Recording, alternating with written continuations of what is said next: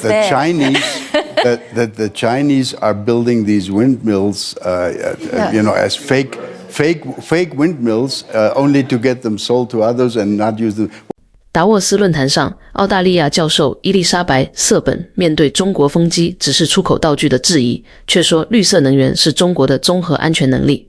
他看见了什么？ And most of the countries are caught in the middle.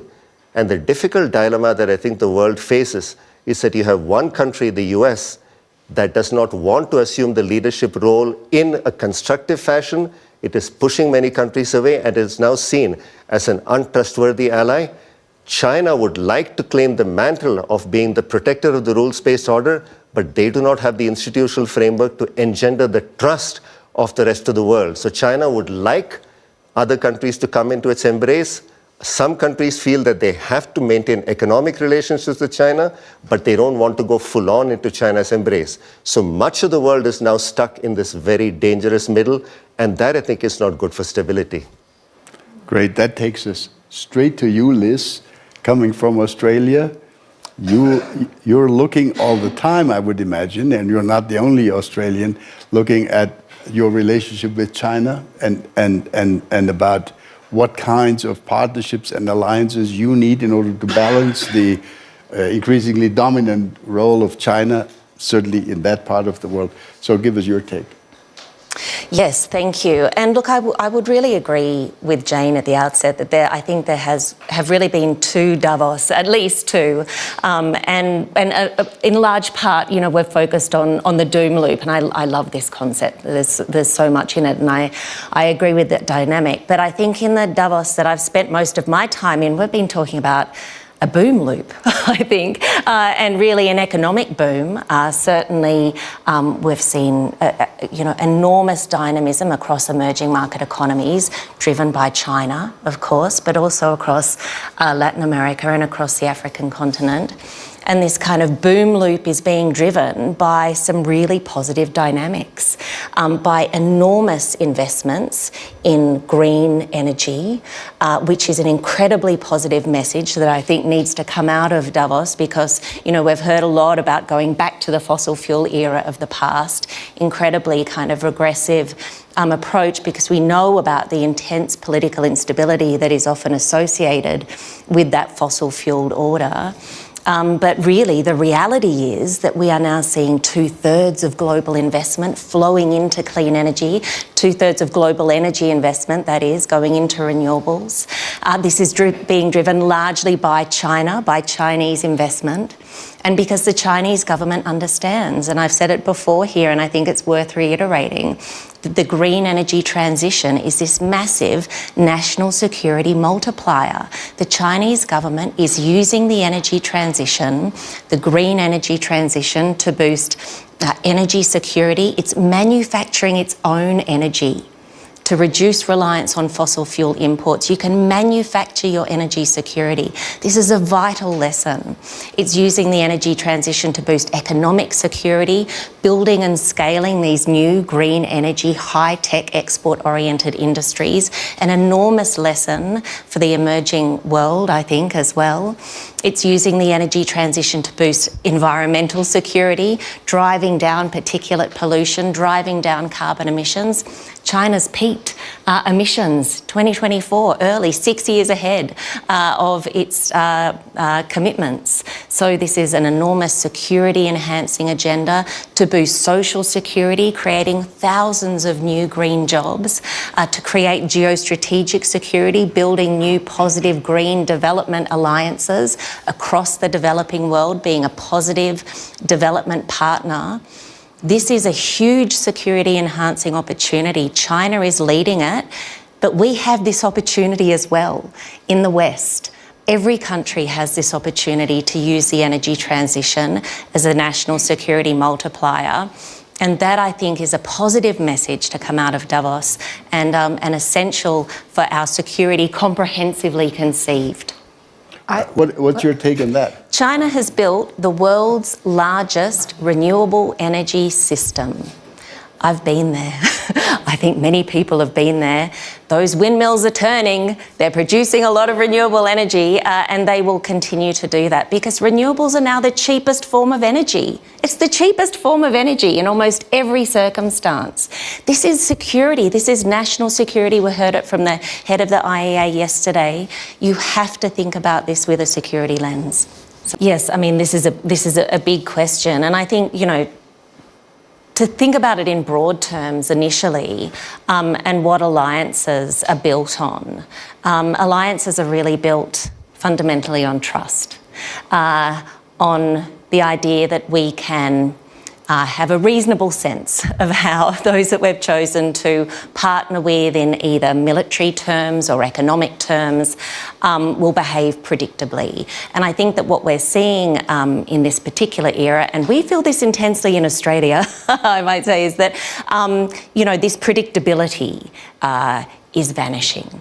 And so the idea that unpredictable actions on the part of allies is forcing a reconsideration of who we can depend on and when and how. And so I think that anything that we can be doing to rebuild predictability and trust is really deeply important.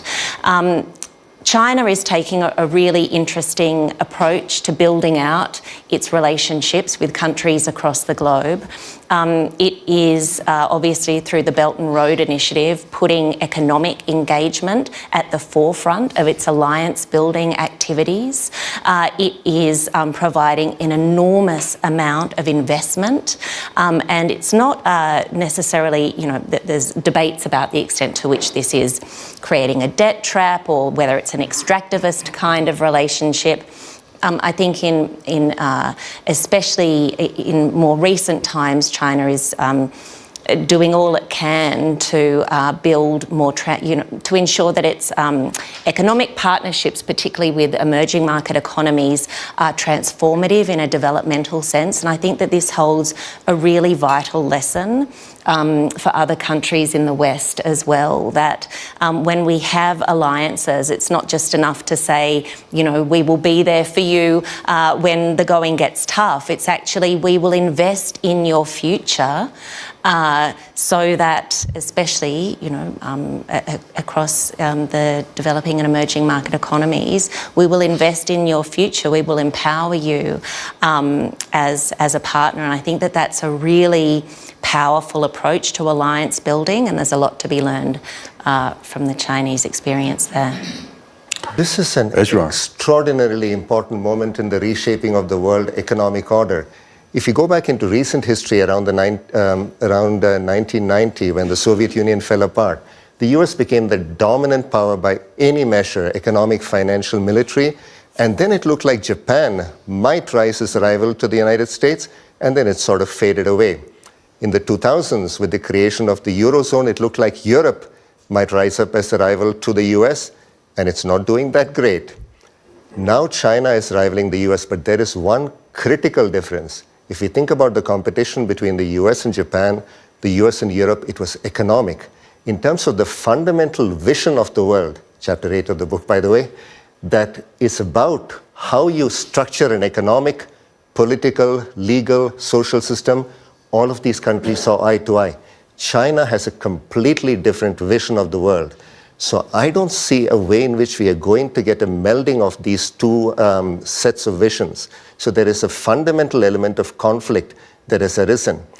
And at this juncture, we are seeing the notion of liberal market-oriented democracy, which was sort of the paradigm that all countries were aiming towards. And this was certainly the paradigm that seemed to be winning in the 1990s. That paradigm is now being broken apart because of the dynamics of the doom loop. So I worry that, in fact, we are going to be left without a clear paradigm, and China is certainly trying to behave like the adult in the room and, as I said, behave as a protector of the multilateral order, but it has used many of the rules of the game to its advantage, which I think is why many countries don't necessarily see it as the defender of the world order in a way that benefits everybody.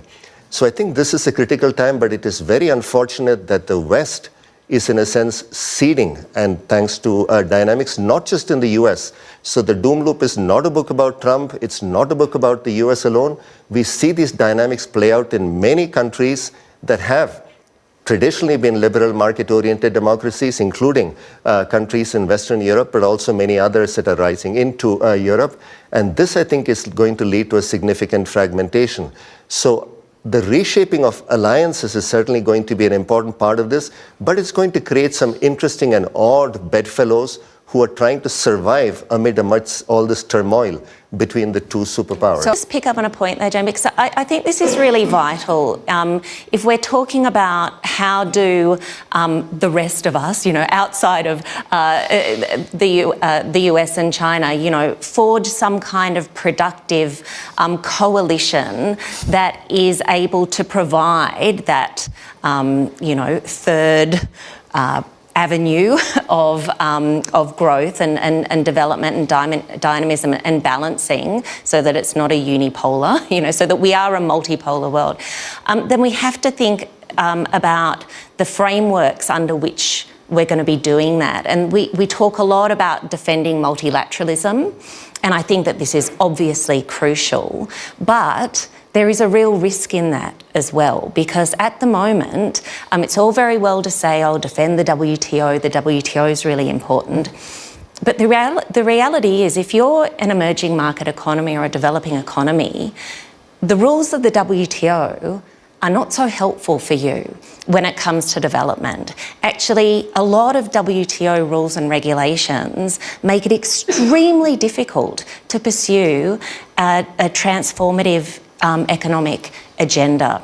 From the TRIPS agreement to the TRIMS agreement to government procurement, all sorts of constraints that we're putting on emerging market and developing country governments that are not allowing them to transform their economies as quickly as possible. So I agree we have to defend multilateralism, but we shouldn't be naive to the fact that these institutions are perfect. The IMF as well needs, needs the UN, serious reform and serious reform. So this is a huge, and again, it's an opportunity, but I would say that if we want to rebalance against China, we have to ensure that emerging markets and developing countries have that opportunity to raise income levels, to raise consumption, to boost exports, and create this multipolar world that we obviously want to be living in. 先把边界留住。瑟本说，中国在2024年提前6年实现碳排放达峰，是他在2026年1月的现场判断，不是最终确认。他说，全球能源投资2/3流向清洁能源，也要看口径。国际能源署预计，2025年清洁能源技术投资约2.2万亿美元，是化石燃料的2倍。国际可再生能源署则说，2024年新增公用事业及可再生能源项目中，91%的成本低于最便宜的新建化石燃料方案。这些资料支持趋势，不代表所有地区都一样。边界留下以后，核心判断反而更清楚。中国没有只把绿色能源当环保项目，而是放进能源、产业和发展安全的同一张图。设备在工厂制造，电力经电网进入城市和产业，规模应用又带回工程经验和成本下降，多生产一部分本地能源，也就少承受一部分国际油气价格和运输风险。中国做得好的，不是每个环节永远领先，而是这些环节能够一起推进。制造降低成本，市场推动迭代，电网把设备变成可用能源，长期投入让企业继续建设。真正的优势不是一排风机，而是背后的工厂、工程师、电网和执行能力。对外合作也是同样的道理，只卖设备是一笔生意，若项目还能为当地留下电力、就业、技能和产业能力，才可能成为稳定的伙伴关系。当然，债务、本地用工、环境影响和收益必须逐项检查，承认争议，才能分辨什么合作更可持续。中国自己的难题也不能省略，风光发电有波动，输电、储能、调峰和电价机制必须跟上。快速扩张也会带来重复建设、企业淘汰和生态压力。煤电仍在保障系统稳定，说明转型不是装上新设备就立即完成。优势来自持续解决问题，所以风机只是出口道具，漏掉的是安全的定义已经变了。安全不只是多少军费和武器，也包括外部动荡时，工厂能不能生产，城市能不能供电，产业能不能升级。中国绿色能源最值得重新理解的是把制造、基础设施、长期投资和合作变成同一套运行能力。风机要转，它背后的系统更要持续转下去。